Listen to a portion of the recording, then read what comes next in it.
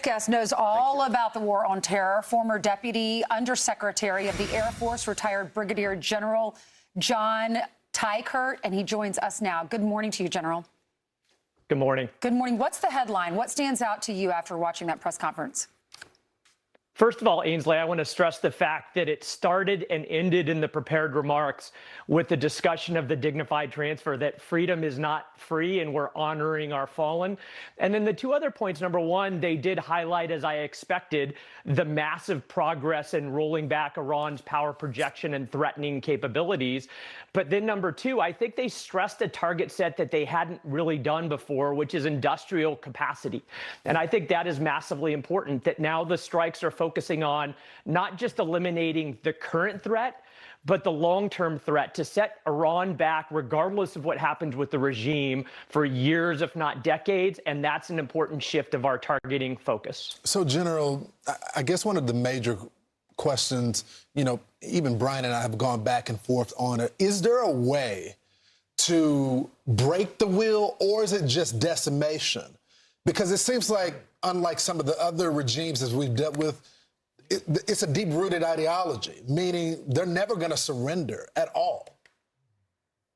Lawrence, that's a great question. And I think what we can do militarily to help is starting to strike, and I know we've done so, like Secretary Pompeo said, their internal security sites, so that we decrease their ability to repress and give the people in Iran the opportunity to rise up. And like Secretary Pompeo said, the regime change is up to the Iranian people. We can provide air cover and top cover, but it is up to the people, 90 million strong, to rise up. Hopefully there's some organized opposition groups. And right now, as we strike internal security sites, we're giving them their best opportunity in decades. Would you take Karg Island? Should that be one of our objectives, where 90% of the oil transfers to in Iran?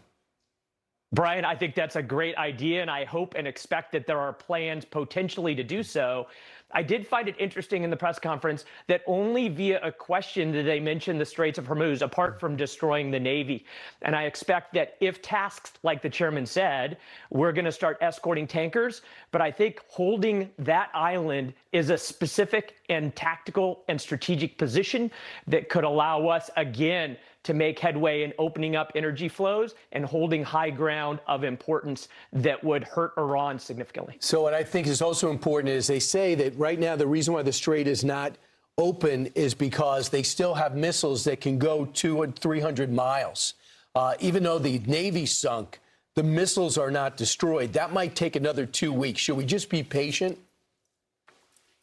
Brian, I think we should be patient, but I also know that if we escort via the United States Navy and maybe our allies and partners, then we have defensive capabilities. We also need to stand up this insurance market as well. But I think as we destroy their capabilities on the ground and have escort capability to defend as they transit, then that gives us an opportunity potentially sooner rather than later to see energy flows start back up again. General, real quickly, we only got 25 seconds. Is there a way to do that without ground troops on the ground to secure the strait, but not have troops on the ground? Or do we need them there?